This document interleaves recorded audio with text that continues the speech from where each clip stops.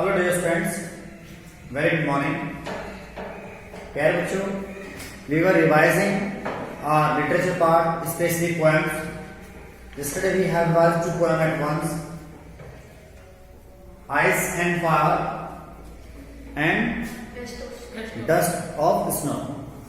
Today we are going to revise a poem, A Tiger in the Zoo. Through this poem, poet want to describe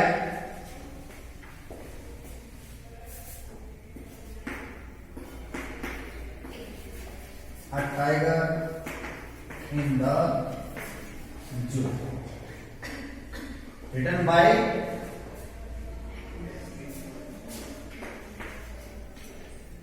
Leslie Norris.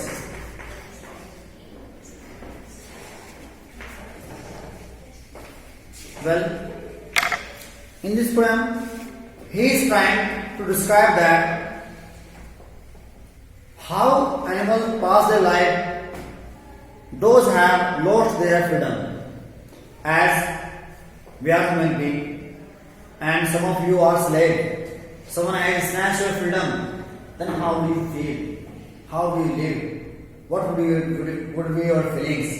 So same things apply on animals too.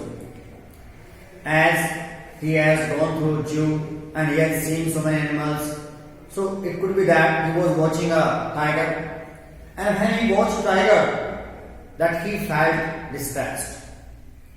जब वो जू में हैं, tiger को देखते हैं तो उन्हें बहुत ही निराशा होती है और वो दुख फील करते हैं कि किस तरह एक टाइगर, ईश्वर ने उसे बनाया है आजाद रहने के लिए, खुश रहने के लिए, खेलने दौड़ने के लिए, भागने के लिए, जिसका स्वभाव है जंगल में, गांव में जाकर लोगों को डराना, अपने धार से किसी पानी के किनारे आते हुए हिरण को या पशु को दबोचना और शिकार करना, ये प्रकृति ने उसको नेचर दिया है.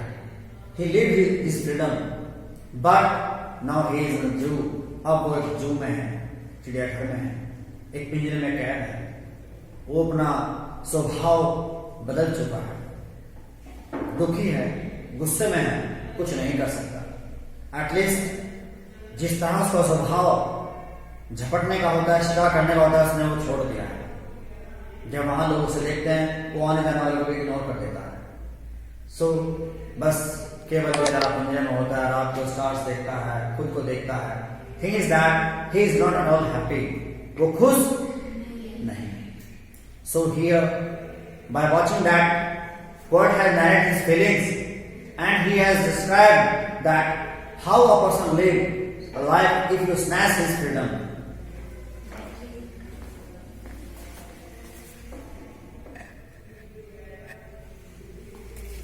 Well, let's read, guys. As the poem contrasts tiger in the zoo with the tiger natural habit. इस poem में poet ने describe किया है उस टाइगर की लाइफ जो जू के अंदर होता है और एक वो टाइगर जो जंगल में है, आजाद है. Both life have been described in that. He stopped in his vivid steps the few steps of his cage on the pad of velvet quiet in his quiet rage. उसने बताया है कि बेचारा वो टाइगर जो पिंजरे में है, वो धीरे धीरे कदमों से चलता है. उतनी दूरी चलता है जितनी दूरी उस पिंजरे की होती है. वो उससे बाहर नहीं टहल सकता. उसे पता है लंबा डिस्टेंस नहीं है, धीरे धीरे कदम रखता है और वो उस वेलवेट पर, उस फोम पर जिस पर टहलता है, गुस्से में कदम रखता है. बेचारा बस निराश है और अपने गुस्से को दबाए हुए है, बिकॉज वो कुछ नहीं कर सकता. Entirely he is not in happy mood. वो कैद है, उसकी आजादी छीन चुकी है ना. उसने स्वभाव उसका जैसा होता है वैसा नहीं दिख रहा है. सो वो धीरे धीरे कदमों से चलता है और गुस्से में है. He should be lurking in shadow, sliding through the long grass near the water hole where the frontier pass. Poet is trying to tell us, poet बता रहा है कि इसे तो जिस तरह इसका जीवन होता है जंगलों में होना चाहिए, खुले आसमान के नीचे घास में से चलना चाहिए. जंगल होती है, घास होती है, इसे तो दांव लगाना चाहिए। जैसे कोई पानी की जगह है, नहर है और उसके पास कोई पशु हैं, पानी पीने आते हैं, एक रास्ता बनाकर उसको उन पर दांव लगाना चाहिए। थिंग इज दैट यदि ये नेचुरल होता, प्रकृति में होता, फ्रीडम होता, आजाद होता, तो इस तरह अपना जीवन जीता। Now entirely his life has been changed, है ना। He should be learning in shadow, इसे तो दांव लगाना चाहिए शैडो में, पेड़ों की छांव में, घास से होते गुजरना चाहिए। इसे पानी के किनारे जो आ रहे हिरण है उन्हें तो पहुंचना चाहिए। He should be snarling around the houses at the jungle's edge, bring his white hands, his claws, terrorism in the blaze. यहाँ तक कि जो नेचुरल होता है, जो फ्रीडम, जो फ्री होता है, आजाद होता है, इसके पास फ्रीडम होती है, जो जंगल में से होता है, वो क्या करता है, वो जो जंगल के आसपास गांव होते हैं उनमें जो लोग रहते हैं, अपनी दहाड़ से, अपने पंजों से उन्हें डराता है, स्टेयर करता है। एक दो बार गांव में घूम जाता है, सब लोग भाग जाते हैं, डर जाते हैं ना, और वो फिर अपने जंगल में रहता है। उसका तो ये कार्य होता है। जो नेचुरल होता है तो वो इस तरह होता है।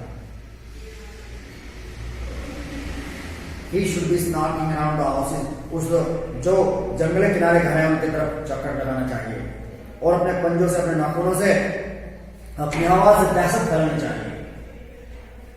But he is locked in concrete cell, लेकिन ये बेचारा एक कंक्रीट सेल के अंदर लॉक है, कंक्रीट सेल के अंदर लॉक है, एक पिंजरे में बंद है। इसकी दीवारें मिट्टी से और सीमेंट से बनी हुई है, कंक्रीट से बनी हुई है। ही स्टैंड बिहाइंड द बार्स, और उसकी जो ताकत है वो एक पिंजरे के अंदर कैद है, बस कुछ नहीं कर सकता। Starting the land of space, ignoring visitors, और वो बेचारा जो लंबाई उस पिंजरे की है बस उसी लंबाई में टहलता है। और यहां तक कि जैसे कि पिंजरे में है और उसे आने जाने वाले देखते हैं तो वो उनकी तरफ देखता भी नहीं, उसे पता है वो पिंजरे से बाहर नहीं जा सकता, कुछ नहीं कर सकता, उसने स्वभाव ही बदल दिया। अदरवाइज यदि जंगल में होता तो उसके पास से गुजर जाता, उससे आंखें मिलाता, जी क्या मतलब, he would be in natural form, वो नेचुरल फॉर्म पे होता, उन पर अटैक करता और लोग डरते उससे, उसकी पावर से डरते। लेकिन आज उसकी ताकत किसी काम की नहीं है, तो पिंजरे में रहने वाली पावर इस तरह नष्ट हो जाती है। यदि आप किसी को फ्रीडम देते हो, आजाद करते हो, तो उसकी एनर्जी बहुत ज्यादा काम करती है। उसे बंदिश बना लेते हो, बाउंड कर लेते हो, तो उसकी एनर्जी काम नहीं कर पाती। वो बस जीवन जीता जरूर है लेकिन अच्छे से नहीं। He hears the last voice at night, the patrolling cars, and the stars with his brilliant eye at the brilliant stars. बस दिन भर लोग आते जाते रहते हैं, सर्कस में है, जू में है, चिड़ियाघर में है बेचारा, और रात में वो जो आवाज सुनता है जब कारें गुजरती हैं, पेट्रोल करते घूमती हुई कारें, उनकी आवाजें सुनता है, और आसमान में देखता है चमकते हुए तारों को अपनी चमकती आंखों से। इट मीन्स उसकी आंखों में चमक तो है लेकिन वो उत्साह नहीं, वो उमंग नहीं। जिस प्रकार स्टार्स हैं आसमान में चमकते हैं आजादी के साथ, है ना, लेकिन उसकी आंखें हैं वही चमकीली हैं, आजादी के लिए बनी हैं, लेकिन पिंजरे में कैद है, पिंजरे में कैद है। Both are born for the freedom as we are born for the freedom. Stars are free, natural so many things are free, so he has been also born for the freedom, वो भी आजादी के लिए पैदा हुआ। But human has captured his freedom, इंसान ने उसकी आजादी को छीन लिया है, and has captured his cage, उसे पिंजरे में बंद कर लिया है, and now he is entirely sad. और ये एक प्रकार का it is a cruelty to humans, to the animals for the human, ये मानव की क्रूरता है जो इंसान जानवरों को करती है। ही यूज दैम, जिस प्रकार वो अपना अधिपत्य कर रहा है, डिजायर बढ़ चुके हैं, इच्छा बढ़ चुके हैं, वो वनों पर राज करता है, वन काटता है और बहुत सारे पेड़ पौधे पक्षी बेघर हो जाते हैं। And we are losing forest, so we are also losing our animal variable life, हम जंगली जीवन भी खो रहे हैं। Thing is that through this poem poet want to convey a message that we should never snatch somebody's freedom, we should never snatch somebody's freedom, हमें किसी की आजादी नहीं छीननी चाहिए, even not human too, even not to animal too, not only for the animals but not only for the humans, but animals too. मानव की नहीं, पशुओं की, जानवरों की भी हमें आजादी नहीं छीननी चाहिए. The God has given equal right to everyone. ईश्वर ने हर किसी को इक्वल अधिकार दिया है. The sun give its sunshine for everyone equal. Moon give its moonlight. Air give breathe to everyone. Water is for everyone. So God has made each and everything for everyone. So why we are trying to show our rights that it's ours? Why we are trying to capture their rights? हम क्यों कोशिश करें उनके अधिकारों को छीनने की जब ईश्वर ने कोई अधिकार नहीं दिया? ईश्वर की हर चीज सबके लिए समान है.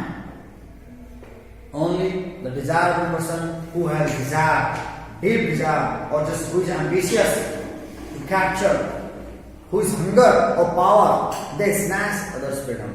जिनमें ज्यादा भूख होती है, एनर्जी इकट्ठी करने की, ताकत, सत्ता की, है ना, भीड़ होता है, लालच होता है, एकड़ जो होते हैं, वो लोग दूसरे का पीछे होते हैं, वो दूसरों को नफरत करते हैं. So through this poem and through the story of this tiger, poet is trying to tell us that as he is sad, he is not happy, and we have no right to snatch someone else's happiness. हमें कोई अधिकार नहीं है कि हम किसी की आजादी छीनें. तो इसी प्रकार यदि हम किसी इंसान पर अत्याचार करते हैं, उसकी आजादी छीनते हैं, उसे भी दुख होता है, जानवरों को दुख होता है. So, dear friends,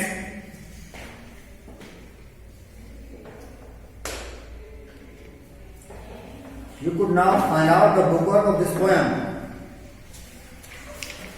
You have realized what is the life of the poet, what is the life of tiger in the cave, and what is the life of tiger which is in forest. कैसा जीवन होता है जो जंगल में होता है tiger, और उसका कैसा जीवन है जो पिंजरे में होता है.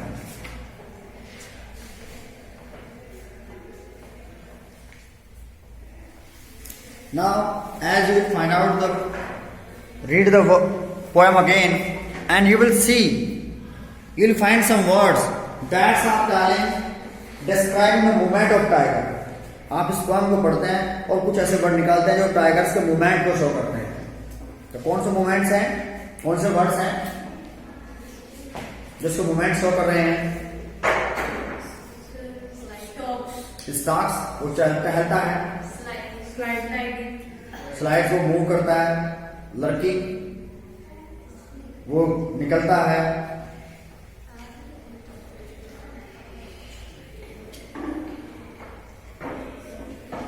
और स्नॉलिंग अराउंड द हाउसेस, है ना, वो गांव में चक्कर लगाता है. Patrolling, specially for the car, but again describe tigers. Especially action of tigers. There is action. You could see his looking. वो देखता है ना, सुनता है, देखता है, चलता है. Good. Find the word to describe the place. Arrange them in columns. जो स्थान को describe करते हैं. Find out the words. Describe the place. Just like in waterhole, jungles, concrete cell, houses, village. Okay, you could find out easily, guys, if you have gone through the poem very well. Okay, guys? Thank you.